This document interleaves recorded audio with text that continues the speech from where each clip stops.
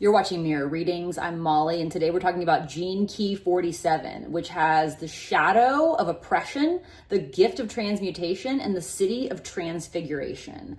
I'm going to take a lot of liberties with this gene key because 47, along with gene key, 22, and I think 45 as well, I've observed all seem to be hallmarks of the ascension. Like working out the shadows of those three keys for our ascension is absolutely like imperative. And so I really feel like there's more to Gene Key 47 than even what is in the book. So I'm just going to go off here. I'm Molly, you're watching Mirror Readings, and if you'd like to get a Gene Keys reading from me, please visit my website, mirrorreadings.com, and subscribe to this channel to save 15%.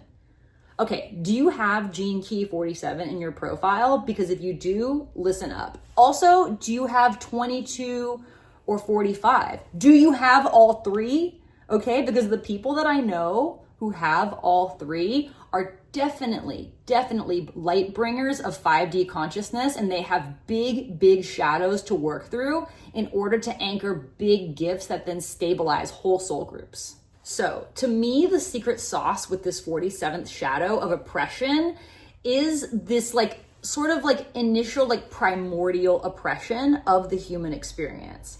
Like before we accrue any karma, okay, before our ancestors do a bunch of like fucked up shit that then we're carrying in our DNA, there is the original source of oppression, which in my opinion is waking up as a divine being in human form, like making the decision to experience separation from divinity, from the creator, and like waking up here in this earthly realm and being like, shit.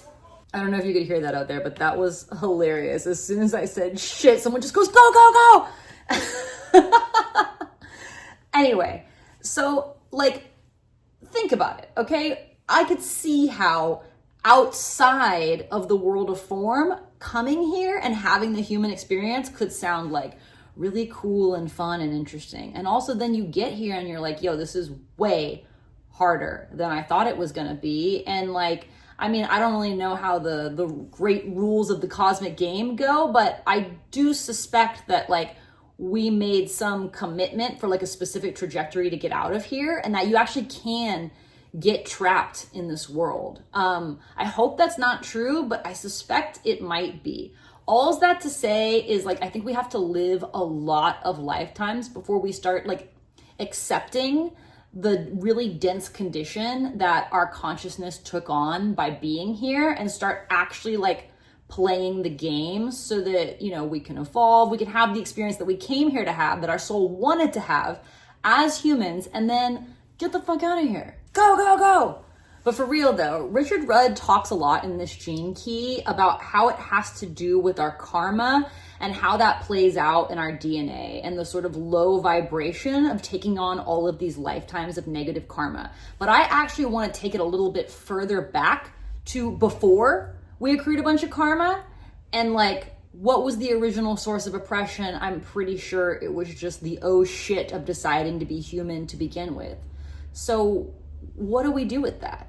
If you've been watching my videos for a while, you're probably familiar with the Gene Keys formula, okay? Which is to get out of a shadow and into a gift and ultimately a siddhi of any particular key. We have to embrace the shadow. We have to embrace oppression and take radical responsibility for our soul's choice to be here and form and everything that came along with it.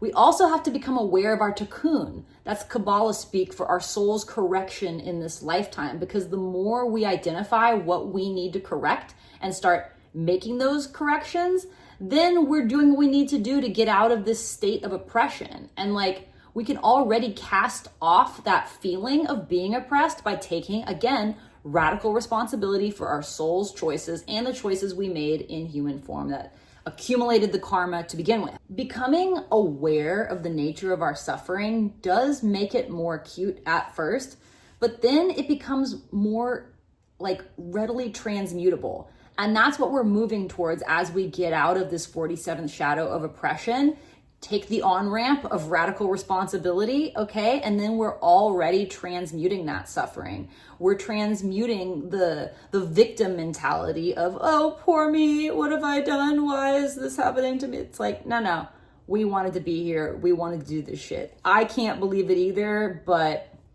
I've come to accept it now. And paradoxically, as we embrace our shadows, so we transmute them. All right. And we're nowhere near the truth of the human experience until we get to paradox. But I had a meditation teacher who used to tell me, when paradox starts showing up, pay attention, because that's when you're getting to the real shit. And paradox is present throughout the gene keys, particularly at the gift and very much so at the Siddhic levels.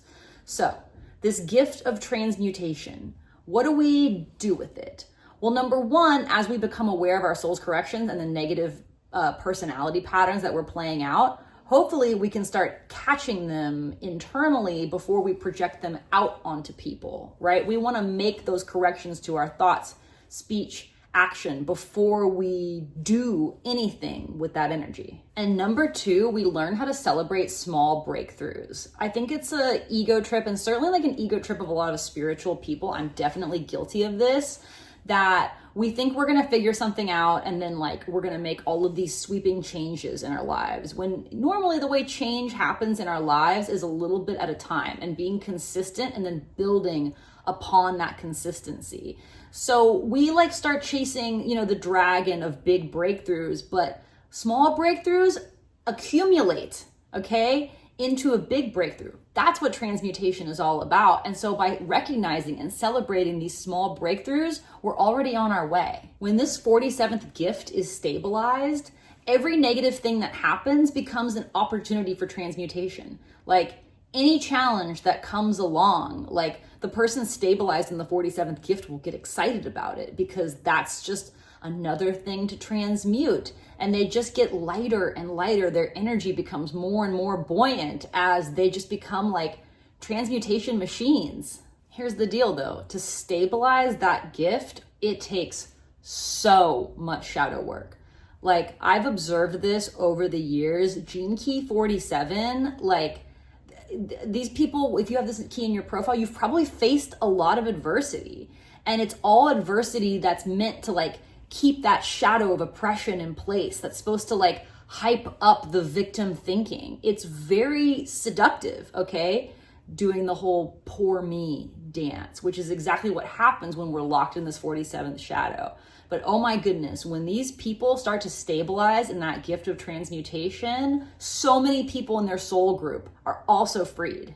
The 47th Siddhi of Transfiguration, I had to look up this word, and frankly, I don't even remember what I read, except that it has a great deal to do with Jesus Christ, the individual, and Christ consciousness coming online. So let me just reference my notes here. Transfiguration is a Siddhi that knows the more intense the challenge and breakthroughs become, the closer we are to stabilizing in the higher frequencies. Yeah, it's like, of course, we're starting to hit a Siddhic level if we can see the like drama and trauma of human life as like an opportunity to flex our transmutation muscles. I mean, that's Christ-like in and of itself.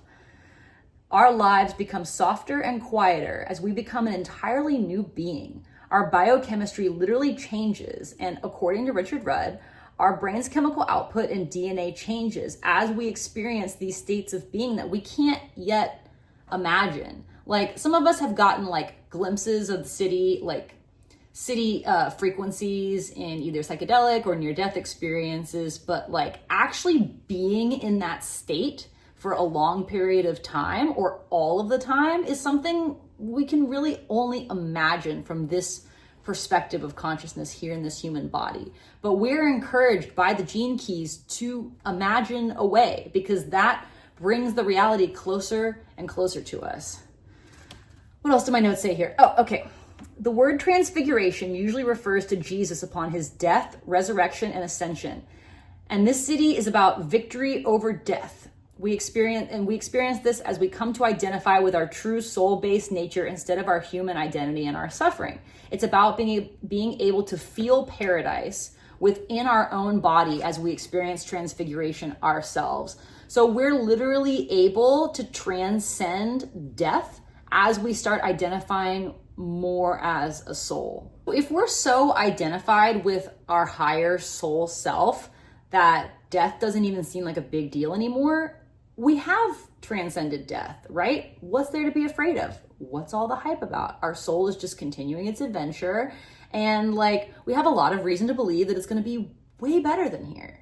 I'm actually not knocking being human. It can be a bit of a grind, as I'm sure you'll agree, but overall, I'm having fun and I'm very grateful for the experience. I'm Molly, you're watching Mirror Readings. If you enjoyed this video, please subscribe to my channel. And if you'd like to get a Gene Keys reading from me, please visit my website, mirrorreadings.com.